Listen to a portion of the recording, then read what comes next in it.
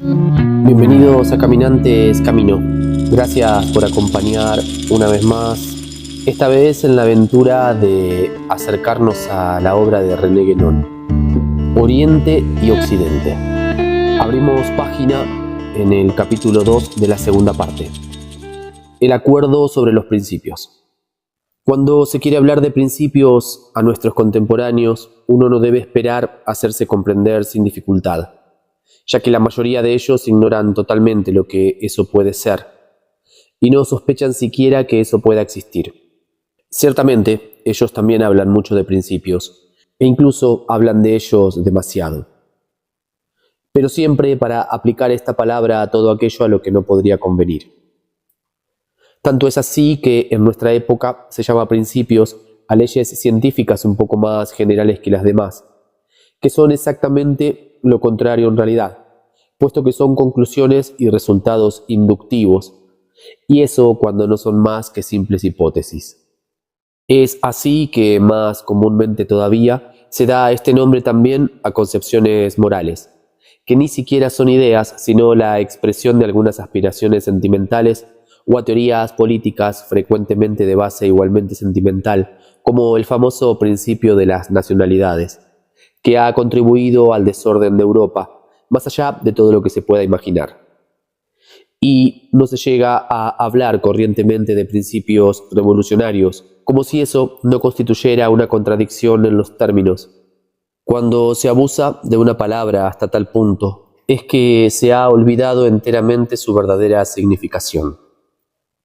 Este caso es completamente semejante al de la palabra tradición, aplicada, como lo hemos hecho observar precedentemente, a cualquier costumbre puramente exterior, por banal y por insignificante que sea. Y para tomar aún otro ejemplo, si los occidentales hubieran conservado el sentido religioso de sus antepasados, no evitarían emplear a propósito de todo expresiones tales como las de religión de la patria, religión de la ciencia, religión del deber y otras del mismo género. No se trata de negligencias de lenguaje sin gran alcance, sino de los síntomas de esa confusión que se extiende por todas partes en el mundo moderno. Ya no se sabe hacer la distinción entre los puntos de vista y los dominios más diferentes. Entre aquellos que deberían permanecer más completamente separados, se pone una cosa en lugar de otra con la que no tiene ninguna relación, y el lenguaje no hace en suma más que representar fielmente el estado de los espíritus. Por lo demás, como hay correspondencia entre la mentalidad y las instituciones, las razones de esa confusión son también las razones por las que se imagina que no importa quién puede desempeñar indiferentemente, no importa qué función. El igualitarismo democrático no es más que la consecuencia y la manifestación, en el orden social, de la anarquía intelectual. Los occidentales de hoy día son verdaderamente, a todos los respectos, hombres sin casta, como dicen los hindúes, e incluso sin familia, en el sentido en que lo entienden los chinos. Ya no tienen nada de lo que constituye el fondo y la esencia de las demás civilizaciones. Estas consideraciones nos llevan precisamente a nuestro punto de partida. La civilización moderna sufre una falta de principios, y sufre esa falta en todos los dominios, por una prodigiosa anomalía. Es la única civilización entre todas las demás que no tiene principios, o que solo los tiene negativos, lo que equivale a lo mismo. Es como un organismo decapitado que continuara viviendo una vida a la vez intensa y desordenada. Los sociólogos, a quienes gusta tanto asimilar las colectividades a los organismos, y frecuentemente de una manera completamente injustificada, deberían reflexionar un poco sobre esta comparación. Al suprimir la intelectualidad pura, cada dominio especial y contingente se considera como independiente. Uno usurpa al otro. Todo se mezcla y se confunde en un caos inextricable. Las relaciones normales se invierten. Lo que debería ser subordinado se afirma autónomo. Toda jerarquía se abole en nombre de la quimérica igualdad, tanto en el orden mental como en el orden social. Y como a pesar de toda la igualdad es imposible, de hecho, se crean falsas jerarquías, en las que se pone cualquier cosa en el primer rango. ya sea la ciencia, la industria, la moral, la política o las finanzas, a falta de la única cosa a la que puede y debe corresponder normalmente, la supremacía, es decir, todavía una vez más, a falta de principios verdaderos. Que nadie se apresure a hablar de exageración ante un cuadro semejante. Hay que tomarse más bien la molestia de examinar sinceramente el estado de las cosas. Y si no se está cegado por los prejuicios, uno se dará cuenta de que es efectivamente tal como lo describimos. Que haya grados y etapas en el desorden, no lo contestamos. No se ha llegado hasta aquí de un solo golpe, pero se debía llegar a ello fatalmente, dada la ausencia de principios que, si se puede decir, domina el mundo moderno y le constituye en lo que es. Y en el punto donde estamos hoy, los resultados son ya lo bastante visibles para que algunos comiencen a inquietarse y a presentir la amenaza de una disolución final. Hay cosas que no se pueden definir verdaderamente más que por una negación. La anarquía, en cualquier orden que sea, no es más que la negación de la jerarquía. Y esto no tiene nada de positivo. Civilización anárquica o sin principios. He aquí lo que es en el fondo la civilización occidental actual. Y esto es exactamente la misma cosa que expresamos en otros términos, cuando decimos que contrariamente a las civilizaciones orientales, la civilización occidental no es una civilización tradicional.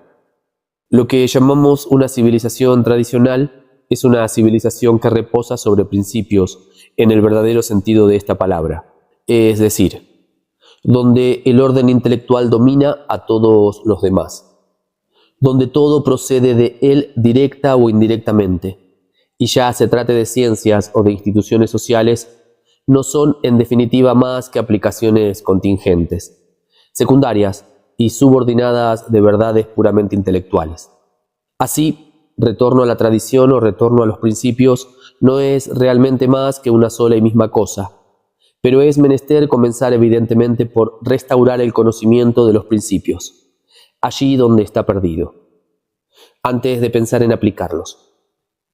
No se puede hablar de reconstruir una civilización tradicional en su conjunto si no se poseen previamente los datos primeros y fundamentales que deben presidirla. Querer proceder de otro modo es reintroducir la confusión allí donde uno se propone hacerla desaparecer. Y es también no comprender lo que la tradición es en su esencia. Este es el caso de todos los inventores de pseudo-tradiciones a los que hemos hecho alusión más atrás. Y si insistimos sobre cosas tan evidentes, es porque el estado de la mentalidad moderna nos obliga a ello, ya que sabemos muy bien cuán difícil resulta obtener que no invierta las relaciones normales.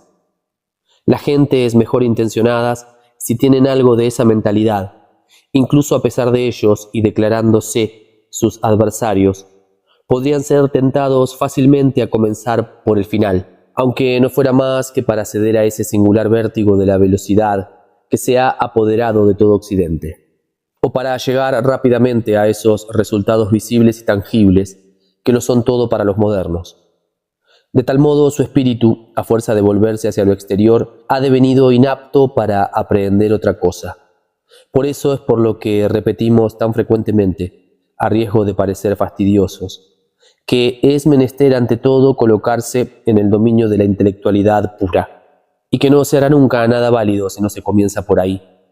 Y todo lo que se refiere a este dominio, aunque no cae bajo los sentidos, tiene consecuencias mucho más formidables que lo que no depende más que de una orden contingente. Eso es quizás difícil de concebir para aquellos que no están habituados a él, pero no obstante es así.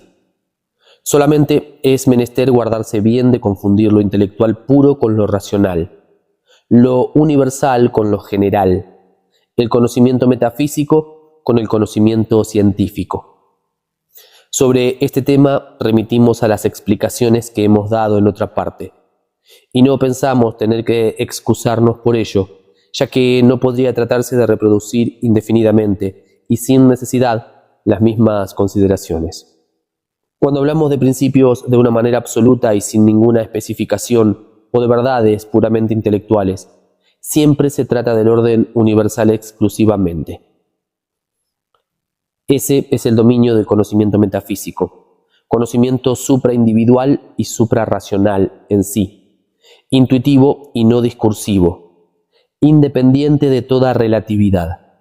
Y es menester agregar aún que la intuición intelectual, por lo que se obtiene un tal conocimiento, no tiene absolutamente nada en común con esas intuiciones infrarracionales, ya sea de orden sentimental, instintivo o puramente sensible, que son las únicas que considera la filosofía contemporánea. Naturalmente, la concepción de las verdades metafísicas debe ser distinguida de su formulación, donde la razón discursiva puede intervenir secundariamente, a condición de que reciba un reflejo directo del intelecto puro y trascendente, para expresar, en la medida de lo posible, esas verdades que rebasan inmensamente su dominio y su alcance, y de las que a causa de su universalidad, toda forma simbólica o verbal no puede dar nunca más que una traducción incompleta, imperfecta e inadecuada, propia más bien para proporcionar un soporte a la concepción que para expresar efectivamente lo que es por sí mismo en su mayor parte, inexpresable e incomunicable. Lo que no puede ser más que asentido, directa y personalmente. Recordamos finalmente que, si nos atenemos a este término de metafísica, es únicamente porque es el más apropiado de todos los que las lenguas occidentales ponen a nuestra disposición. Si los filósofos han llegado a aplicarle a cualquier otra cosa, la confusión es incumbencia suya, no nuestra, puesto que el sentido en que le entendemos es el único conforme a su derivación etimológica, y esa confusión, debida a su total ignorancia de la metafísica verdadera, es completamente análoga a las que señalábamos más atrás. No estimamos que debamos tener en cuenta esos abusos del lenguaje, y basta con poner en guardia contra los errores a los que podrían dar lugar, desde que tomamos todas las precauciones requeridas a este respecto. No vemos ningún inconveniente serio para servirnos de un término como este, y no nos gusta recurrir a neologismos cuando no es estrictamente necesario. Por lo demás, ese es un problema que se evitaría frecuentemente si se tuviera el cuidado de fijar con toda la claridad deseable el sentido de los términos que se emplean, lo que valdría más, muy ciertamente, que inventar una terminología complicada y embrollada a capricho, según la costumbre de los filósofos que, es cierto, se dan así el lujo de una originalidad poco costosa. Si hay quienes encuentran molesta esta denominación de metafísica, se puede decir aún que aquello de lo que se trata es el conocimiento por excelencia, sin epíteto, y los hindúes, en efecto, no tienen ninguna otra palabra para designarle. Pero en las lenguas europeas no pensamos que el uso de esta palabra, conocimiento, ayude a deshacer los malentendidos, puesto que se está habituado a aplicarla también, y sin aportarla ninguna restricción, a la ciencia y a la filosofía.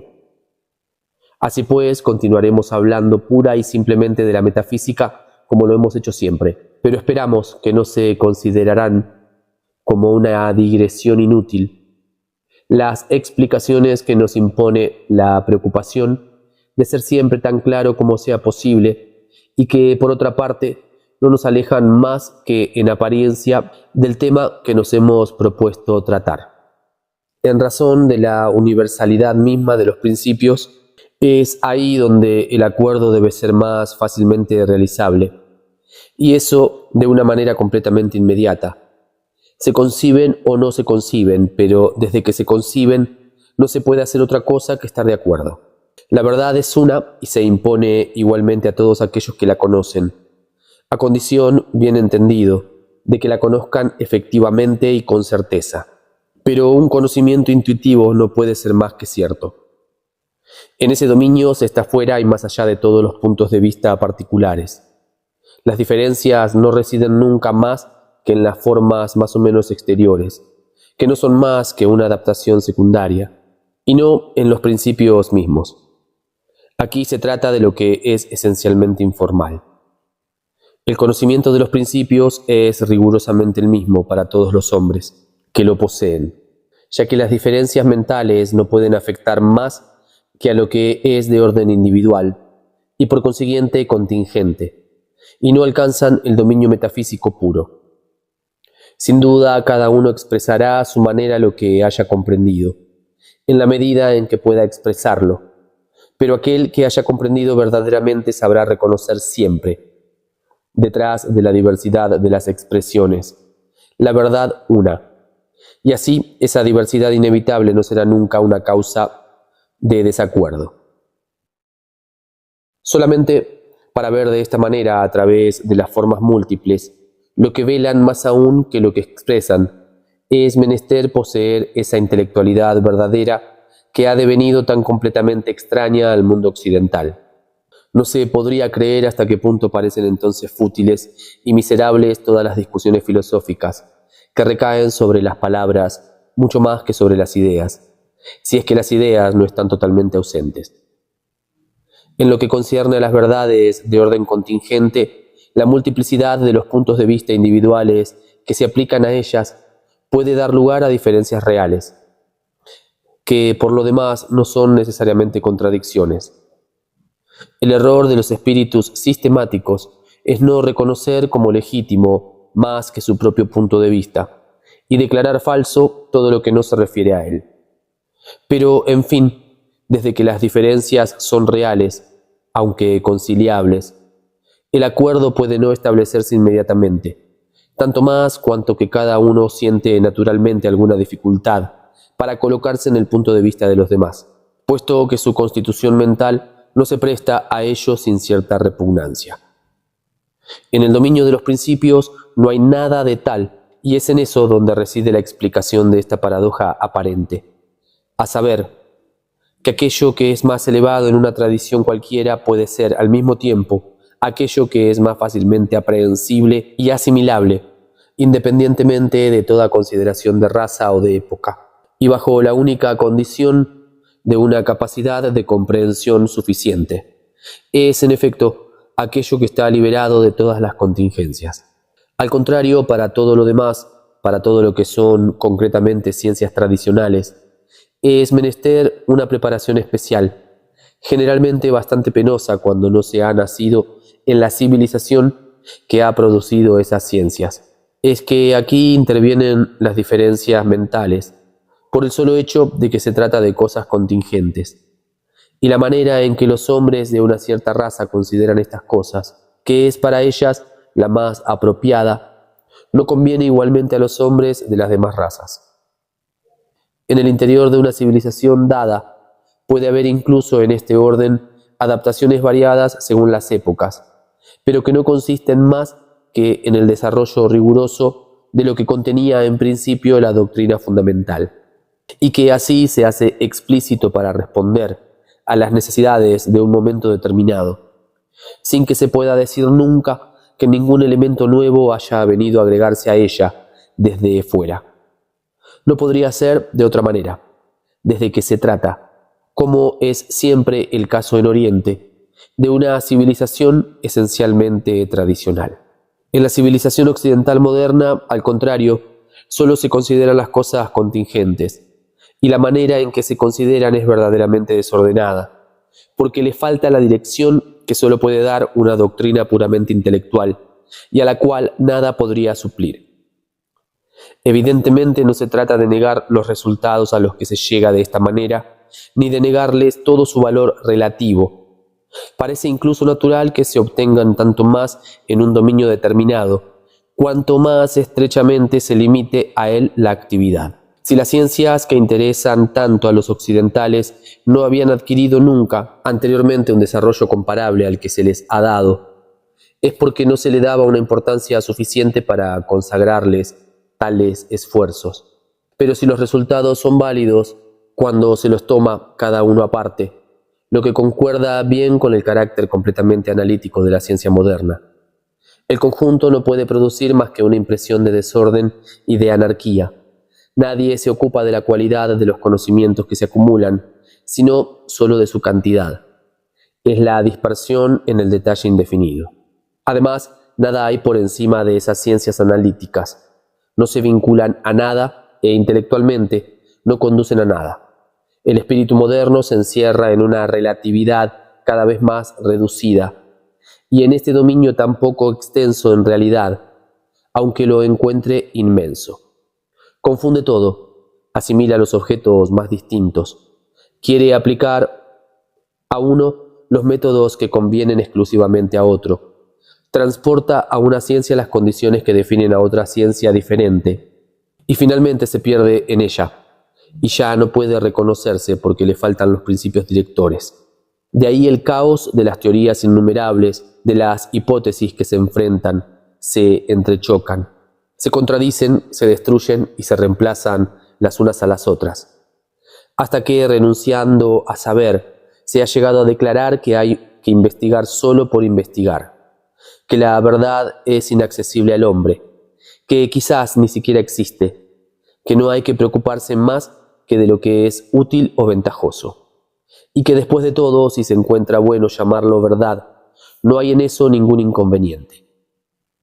La inteligencia que niega así la verdad niega su propia razón de ser, es decir, se niega a sí misma. La última palabra de la ciencia y de la filosofía occidentales es el suicidio de la inteligencia, y para algunos eso no es quizás más que el preludio de ese monstruoso suicidio cósmico soñado por algunos pesimistas, que, al no haber comprendido nada de lo que han entrevisto del Oriente, han tomado por lo nada la suprema realidad del no ser metafísico, y por inercia la suprema inmutabilidad del eterno no actuar. La única causa de todo este desorden es la ignorancia de los principios, que se restaure el conocimiento intelectual puro, y todo el resto podrá devenir normal. Se podrá reponer el orden en todos los dominios, establecer lo definitivo en el lugar de lo provisorio, eliminar todas las vanas hipótesis, aclarar por la síntesis los resultados fragmentarios del análisis, y reubicando esos resultados en el conjunto de un conocimiento verdaderamente digno de este nombre, darles, aunque no deban ocupar en él más que un rango subordinado, un alcance incomparablemente más elevado que aquel al que pueden pretender actualmente. Para eso primero es menester buscar la metafísica verdadera donde existe todavía, es decir, en Oriente, y después, pero solo después, conservando las ciencias occidentales en lo que ellas tienen de válido y de legítimo, se podrá pensar en darles una base tradicional, vinculándolas para ello a los principios de la manera que convenga a la naturaleza de sus objetos, y asignándoles el lugar que les pertenece en la jerarquía de los conocimientos. Querer comenzar para construir un Occidente algo comparable a las ciencias tradicionales de Oriente es propiamente querer una imposibilidad, y si es cierto que Occidente tuvo antiguamente, sobre todo en la Edad Media, sus ciencias tradicionales, es menester reconocer que en su mayor parte están casi enteramente perdidas, que incluso de lo que subsiste de ellas ya no se tiene la clave, y que serían tan completamente inasimilables para los occidentales actuales como puedan serlo las que son para el uso de los orientales. Las elucubraciones de los ocultistas que han querido enredarse en la tarea de reconstruir tales ciencias constituyen una prueba suficiente de ello. Eso no quiere decir que, cuando se tengan los suficientes datos indispensables para comprender, es decir, cuando se posea el conocimiento de los principios, no sea posible inspirarse en una cierta medida en esas ciencias antiguas, tanto como en las ciencias orientales, sacar de las unas y de las otras algunos elementos utilizables, y sobre todo encontrar en ellas el ejemplo de lo que es menester hacer para dar a las demás ciencias un carácter análogo. Pero siempre se tratará de adaptar y no de copiar pura y simplemente. Como ya lo hemos dicho, solo los principios son rigurosamente invariables.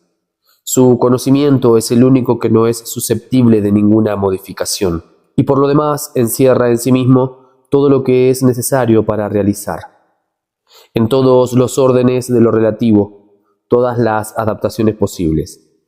Así pues, la elaboración secundaria de lo que se trata podrá cumplirse por sí sola desde que este conocimiento la presida. Y si este conocimiento es poseído por una élite bastante poderosa para determinar el estado de espíritu general que conviene, Todo el resto se hará con una apariencia de espontaneidad. De igual modo que parecen espontáneas las producciones del espíritu actual.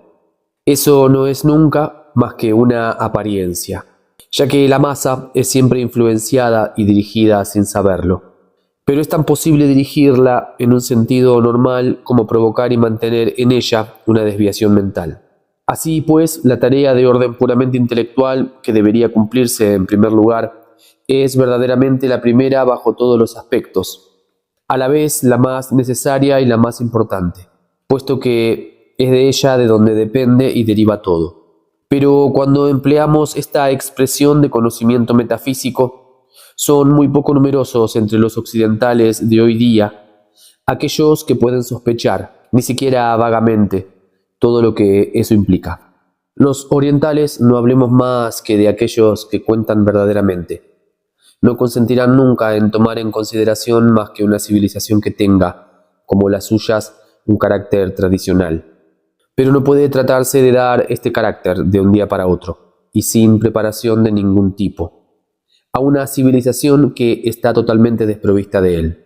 Los delirios y las utopías no son asunto nuestro, y conviene dejar a los entusiastas y reflexivos ese incurable optimismo que les hace incapaces de reconocer lo que puede o no puede hacerse en tales condiciones determinadas.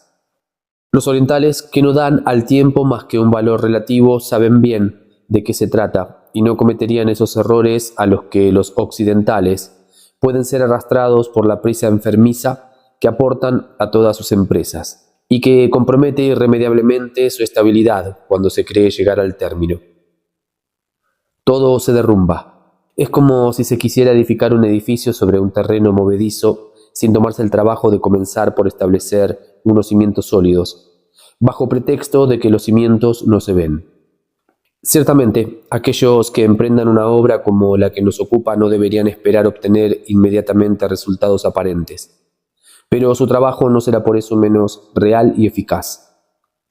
Muy al contrario, y aunque no tenga ninguna esperanza de ver nunca su expansión exterior, por ello no recogerían menos personalmente muchas otras satisfacciones y beneficios inapreciables.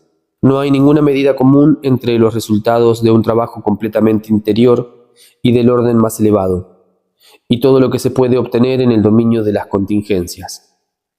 Si los occidentales piensan de otro modo e invierten, aquí también, las relaciones naturales, es porque no saben elevarse por encima de las cosas sensibles.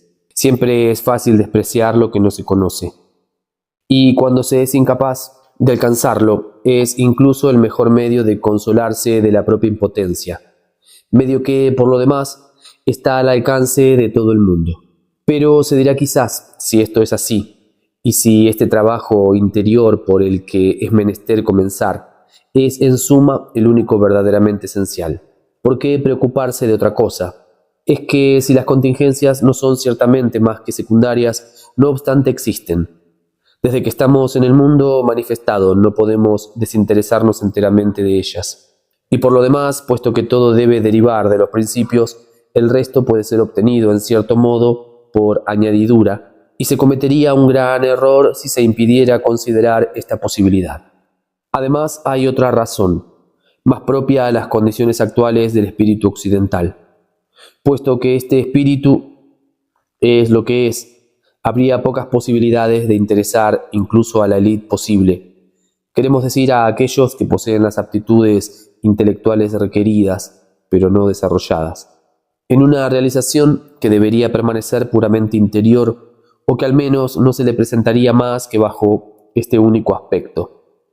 Se la puede interesar mucho más mostrándole que esta realización misma debe producir, aunque sea lejanamente, resultados en el exterior, lo que por lo demás es la estricta verdad. Si la meta es siempre la misma, hay muchas vías diferentes para alcanzarla, o más bien para acercarse a ella, ya que desde que se ha llegado al dominio trascendente de la metafísica, toda diversidad se desvanece.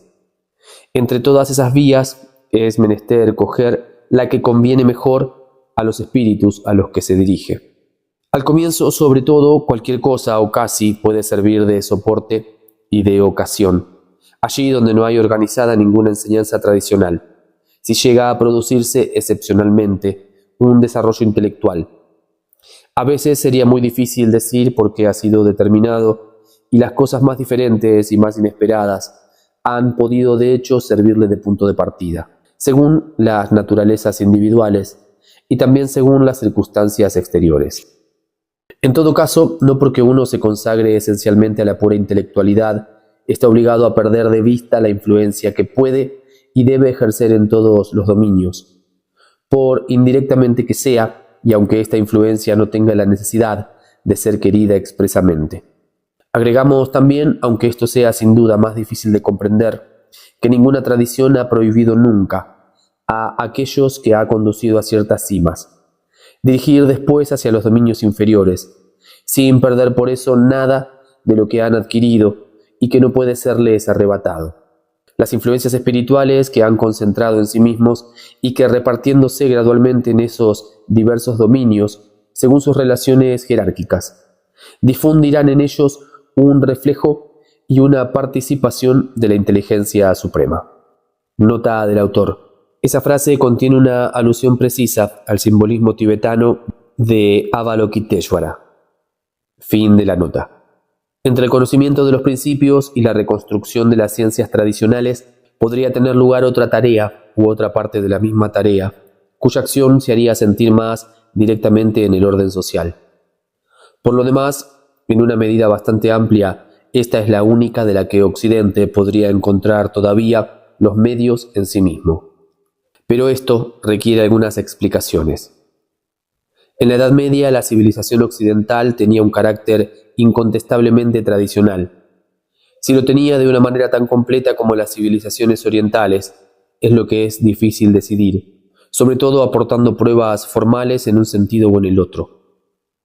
Para atenerse a lo que se conoce generalmente, la tradición occidental, tal como existía en aquella época, era una tradición de forma religiosa, pero no quiere decir que no haya habido otra cosa. Y no por eso, en una cierta élite, la intelectualidad pura, superior a todas las formas, debía estar necesariamente ausente. Ya hemos dicho que en eso no hay ninguna incompatibilidad, y hemos citado a este propósito el ejemplo del Islam. Si lo recordamos aquí, es porque la civilización islámica es precisamente aquella cuyo tipo se acerca más, en muchos aspectos, al de la civilización europea de la Edad Media. Y en eso hay una analogía que quizás sería bueno tener en cuenta. Por otra parte, es menester no olvidar que las verdades religiosas o teóricas, puesto que no son como tales consideradas desde un punto de vista puramente intelectual, y puesto que no tienen la universalidad que pertenece exclusivamente a la metafísica, no son principios más que en un sentido relativo. Si los principios propiamente dichos, de los que esos son solo una aplicación, no hubieran sido conocidos de manera plenamente consciente por algunos al menos, por poco numerosos que fueran, nos parece difícil admitir que la tradición exteriormente religiosa hubiera podido tener toda la influencia que ha ejercido efectivamente en el curso de un período tan largo, y producir en diversos dominios que no parecen concernirlas directamente todos los resultados que la historia ha registrado y que sus modernos falsificadores no pueden llegar a disimular enteramente. Por lo demás, es menester decir que, en la doctrina escolástica hay al menos una parte de metafísica verdadera, quizás insuficientemente desprendida de las contingencias filosóficas y bastante poco claramente distinguida de la teología. Ciertamente no es la metafísica total, pero es metafísica, mientras que en los modernos no hay ni rastro de ella. Nota del autor. Solo Leibniz ha intentado retomar algunos elementos tomados a la escolástica, pero los ha mezclado a consideraciones de un orden completamente diferente, que les quitan casi todo su alcance y que prueban que no los comprendía sino muy imperfectamente. Y decir que hay metafísica, es decir, que esta doctrina, para todo lo que abarca, debe encontrarse necesariamente de acuerdo con toda otra doctrina metafísica. Las doctrinas orientales van mucho más lejos y de varias maneras, pero puede que haya habido en la Edad Media occidental complementos a lo que se enseñaba exteriormente, y que esos complementos, para uso exclusivo de medios muy cerrados, no hayan sido formulados nunca en ningún texto escrito, de suerte que, a este respecto, todo lo más que se puede encontrar son alucinaciones simbólicas, suficientemente claras para quien sabe de qué se trata, pero perfectamente inteligibles para cualquier otro. Sabemos bien que hay actualmente en muchos medios religiosos una tendencia muy clara a negar todo esoterismo, tanto para el pasado como para el presente, pero creemos que esta tendencia, además de que puede implicar algunas concesiones involuntarias al espíritu moderno, proviene en una buena parte de que se piensa demasiado en el falso esoterismo de algunos contemporáneos, que no tiene absolutamente nada en común con el verdadero esoterismo que tenemos en vista, y del que todavía es posible descubrir muchos indicios cuando no se está afectado de ninguna idea preconcebida. Sea como sea, hay un hecho incontestable. Es que la Europa de la Edad Media tuvo en diversas ocasiones, si no de una manera continua, relaciones con los orientales, y que estas relaciones tuvieron una acción considerable en el dominio de las ideas. Se sabe, pero quizás incompletamente todavía, lo que Europa debe a los árabes, intermediarios naturales entre Occidente y las regiones más lejanas de Oriente, y también hubo relaciones directas con el Asia Central y la China misma. Habría lugar a estudiar más particularmente la época de Carlomagno y también la de las Cruzadas, donde, si bien hubo luchas en lo exterior, hubo igualmente entendimiento en un plano más interior, si es permisible expresarlo así. Y debemos hacer observar que las luchas suscitadas por la forma igualmente religiosa de las dos tradiciones en presencia no tienen ninguna razón de ser y no pueden producirse allí donde existe una tradición que no reviste esa forma. Así como ocurre con las civilizaciones más orientales, en este último caso no puede haber ni antagonismo ni siquiera simple concurrencia. Por lo demás, después tendremos la ocasión de volver sobre este punto.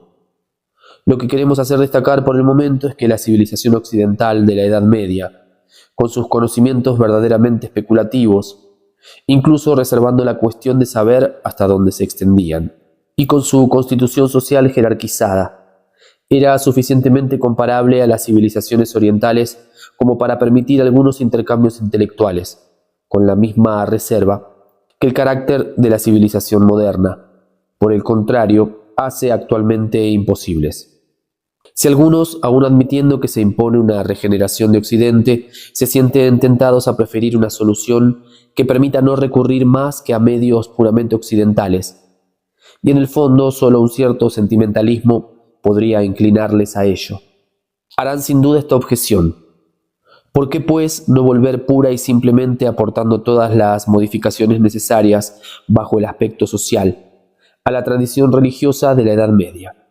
En otros términos, ¿por qué no podríamos contentarnos, sin buscar más lejos, con devolver al catolicismo la preeminiscencia que tenía en aquella época, es decir, con reconstituir bajo una forma apropiada la antigua cristiandad, cuya unidad fue rota por la Reforma y por los acontecimientos que se siguieron? Ciertamente, si eso fuera inmediatamente realizable, ya sería algo, sería incluso mucho para remediar el espantoso desorden del mundo moderno. Pero desafortunadamente eso no es tan fácil como puede parecerles a algunos teóricos. Lejos de ello, ya que obstáculos de todo tipo no tardarían en levantarse ante aquellos que quisieran ejercer una acción efectiva en este sentido.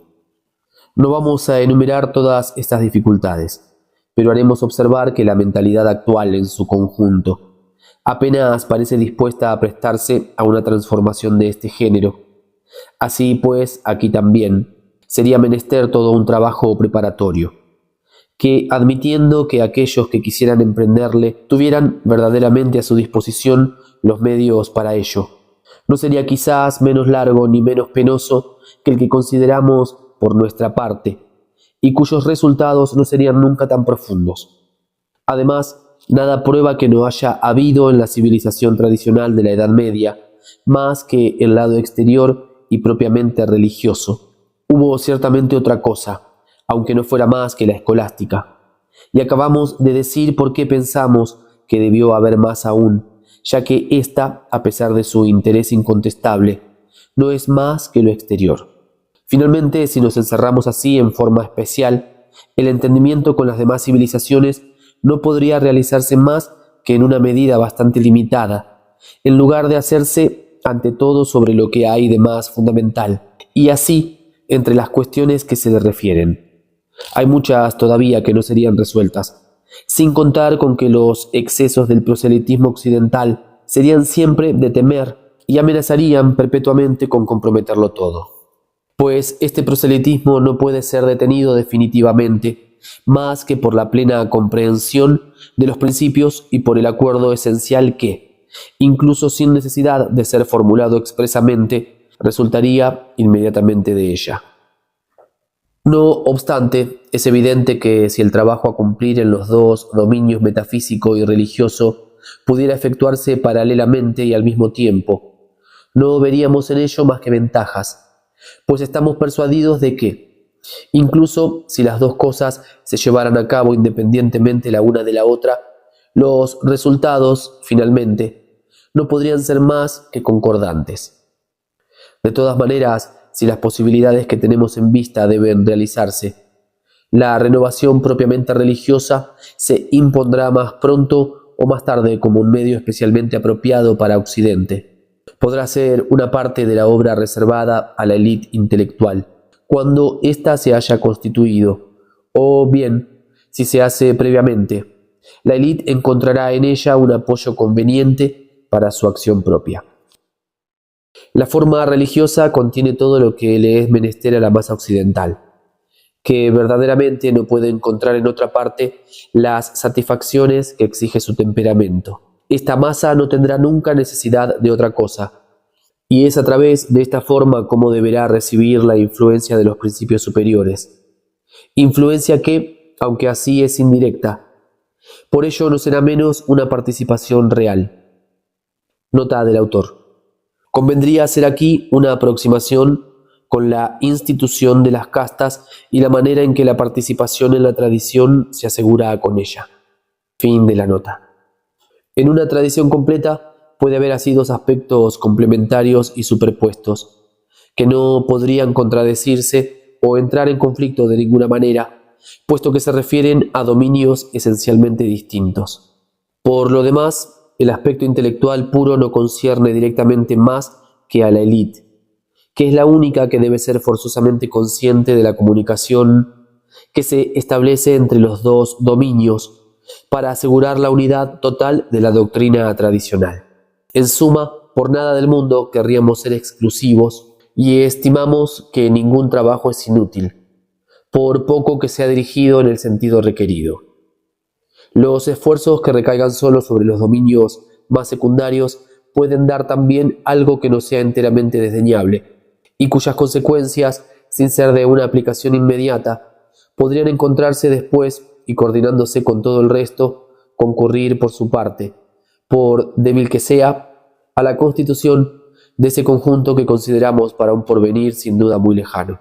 Es así como el estudio de las ciencias tradicionales, cualquiera que sea su proveniencia, si hay quienes quieren emprenderle desde ahora, no en su integralidad, lo que al presente es imposible, sino en algunos elementos al menos, nos parece una cosa digna de ser aprobada, pero con la doble condición de que ese estudio se haga con datos suficientes para no extraviarse, lo que supone ya mucho más de lo que se podría creer, y de que no haga perder de vista nunca lo esencial.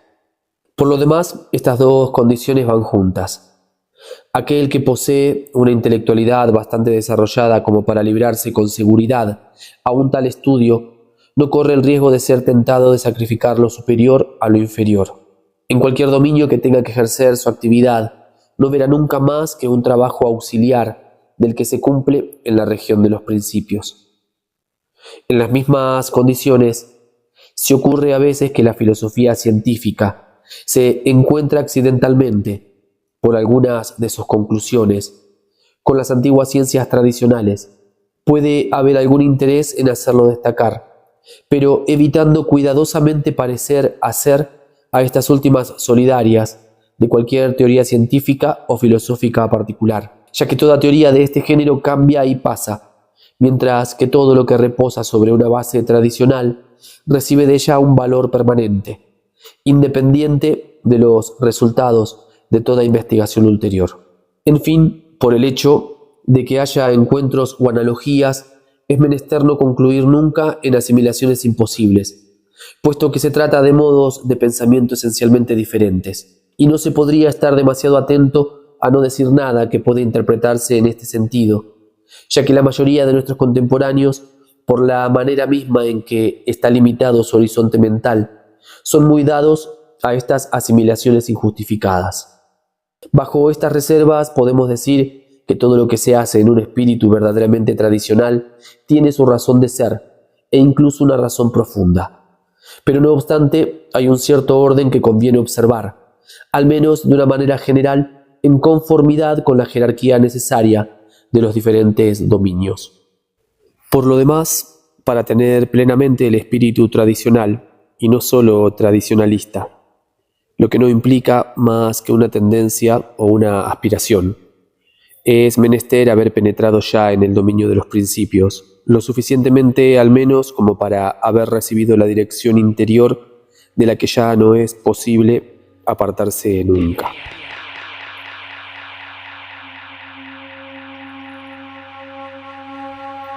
Final de la lectura de este capítulo.